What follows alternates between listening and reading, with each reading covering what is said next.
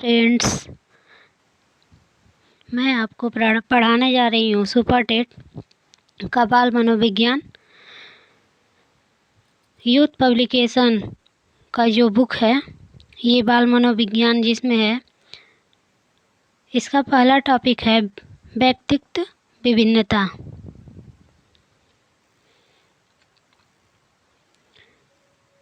व्यक्तित्व विभिन्नता वह होता है, प्रकृति का नियम है कि संपूर्ण संसार में कोई भी दो व्यक्ति पूर्णतः एक जैसे नहीं हो सकते, उनमें कुछ न कुछ भिन्नता अवश्य होगी।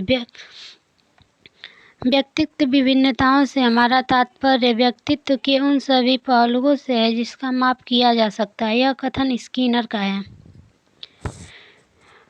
टायलर महोदय का कहना है कि शरीर के आकार और स्वरूप, शारीरिक कार्यों संबंधित क्षमताओं, बुद्धि, उपलब्धि, ज्ञान, रुचियों, अभिवृत्तियों और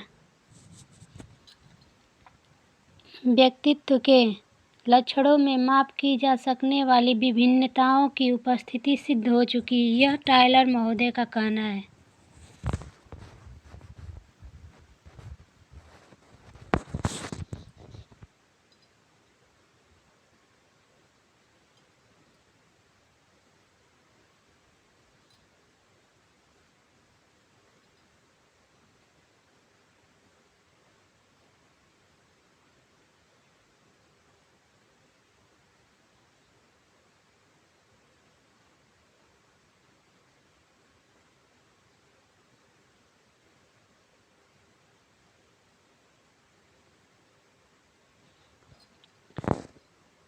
व्यक्तित्व विभिन्नताओं के प्रकार।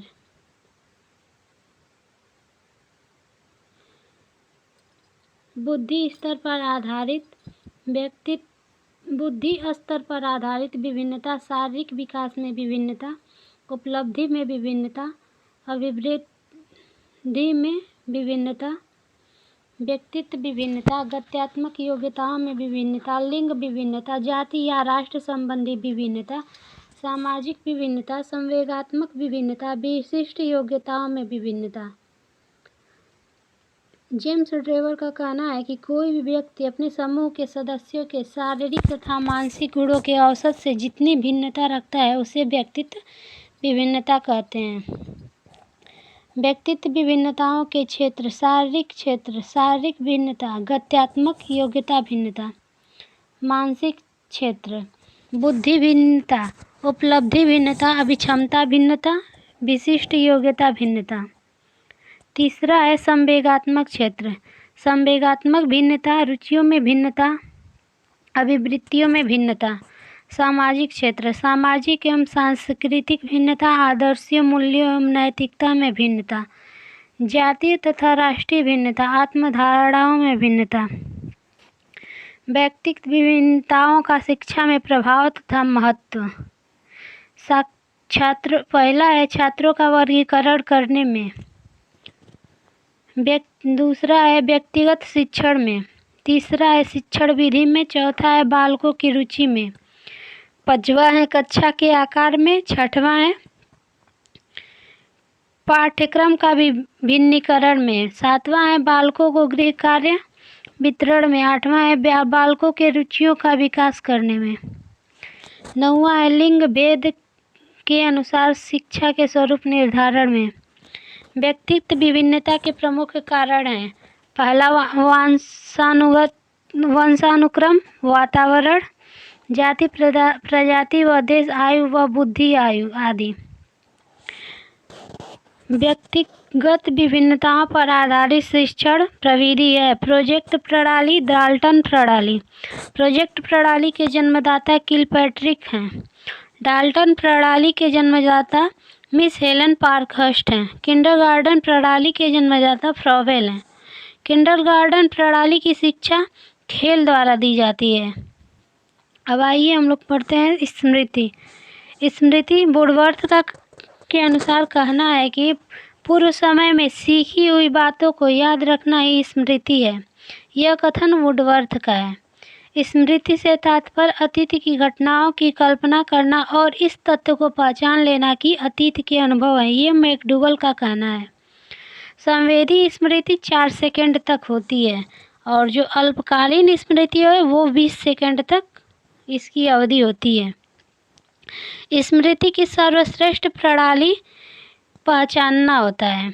स्मृति पर सर्वप्रथम प्रयोग एबिंगहास ने किया है। स्मृति के प्रकार: व्यक्तिगत स्मृति, अव्यक्तिगत स्मृति, तात्कालिक स्मृति, स्थायी स्मृति, सक्रिय स्मृति, निष्क्रिय स्मृति, रटंत्र स्मृति, तार्किक स्मृति, सच्ची अथवा शुद्ध स्मृति, आदत स्मृति, मनोवैज्ञानिक स्मृति, शारीरिक स्मृति, इंद्रिय अनुभव स्मृति। स्मृति के आधार पर आधार अथवा अंग 4 हैं। पहला सीखना, लर्निंग, दूसरा धारण करना, तीसरा पुनः स्मरण करना, चौथा पहचान करना। स्मृति का अंग नहीं है। चिंतन जो है स्मृति का अंग नहीं है। अच्छी स्मृति की विशेषता है शीघ्र अधिगम, शीघ्र स्मरण, शीघ्र पहचान, अनावश्यक बातों की विस्मृति। वास्तविक स्मृति में याद किया जाता है क्रमबद्ध रूप से। पुनः स्मृति में बाधा उत्पन्न करती है भय, चिंता, परेशानी। सीखी हुई कोई भी क्रिया मस्तिष्क में जब अंकित हो जाती है तो उसे स्मृति चिन्ह कहते हैं। अच्छी स्मृति की सबसे प्रमुख विशेषता है शीघ्र याद होना। स्मृति करने की विधियाँ: पहला संकलित तथा शांतराल विधि, दूसरा पूर्ण तथा अंश विधि, तीसरा प्रगतिशील विधि, चौथा सस्वर विधि, पांचवा निरीक्षण विधि, छठवां आनुषंगिक तथा अभिप्रेत विधि। अच्छी स्मृति के लक्षण या विशेषताएं: अच्छी स्मृति के लक्षण या विशेषताएं में पहला है शीघ्र अधिगम, दूसरा है अच्छी धारण शक्ति, तीसरा है शीघ्र पुनर्स्मृति, चौथा है शीघ्र एवं स्पष्ट पहचानना, पांचवा है व्यर्थ की बातों को भूलना, छठवां है उपयोगिता। विस्मृति क्या होता है, आइए हम पढ़ते हैं। भूतकाल के किसी अनुभव को वर्तमान चेतना में लाने की असफलता को विस्मृति कहते हैं। विस्मृति 2 प्रकार की होती है।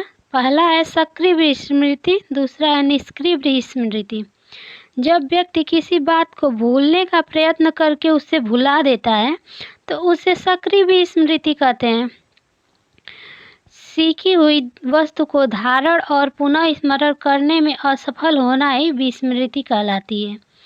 विस्मृति के कारण मानसिक द्वंद्व, अनाभ्यास का सिद्धांत, मानसिक आघात, दमन सिद्धांत।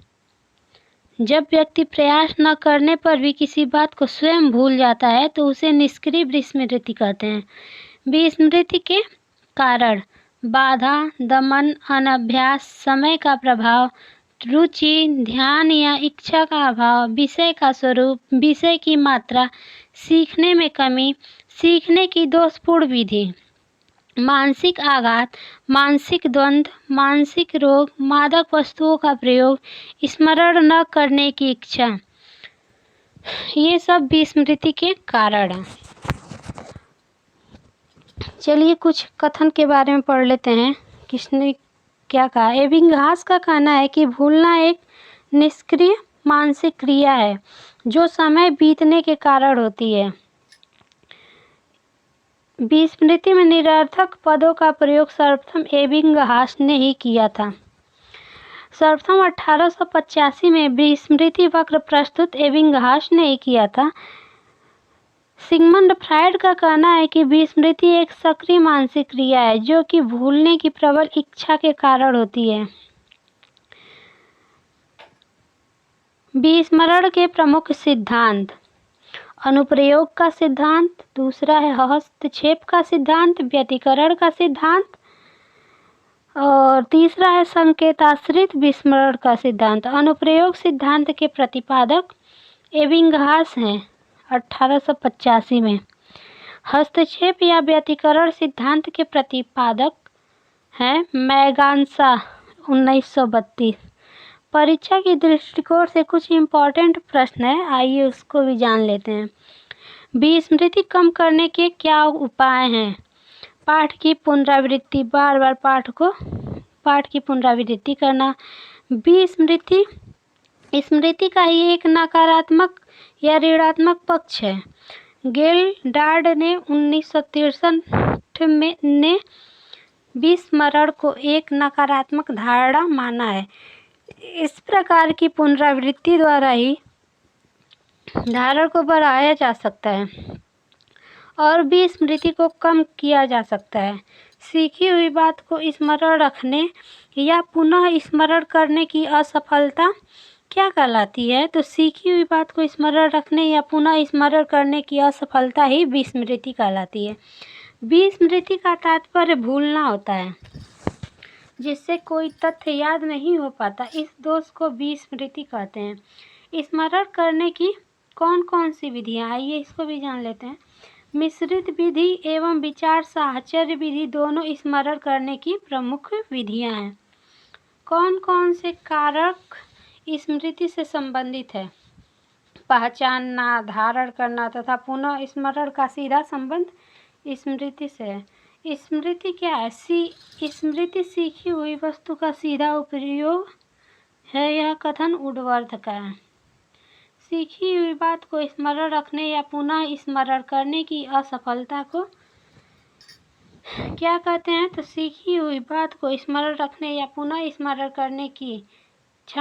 करने की असफलता को विस्मृति कहते हैं। संगणन का सिद्धांत किससे संबंधित है? तो संगणन का सिद्धांत स्मृति से संबंधित है। कल्पना किसे कहते हैं? तो परोक्ष वस्तुओं के संबंध में चिंतन करना ही कल्पना है। यह मैकडूगल का कथन है।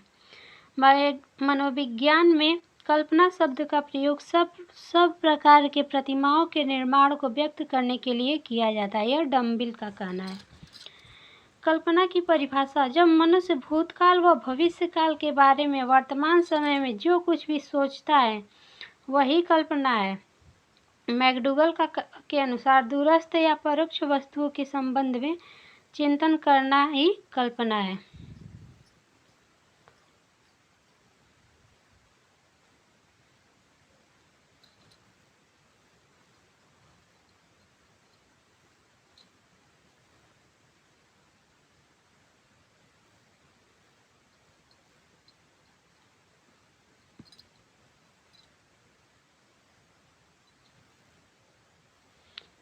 ये PDF यहीं पे अभी विराम देते हैं।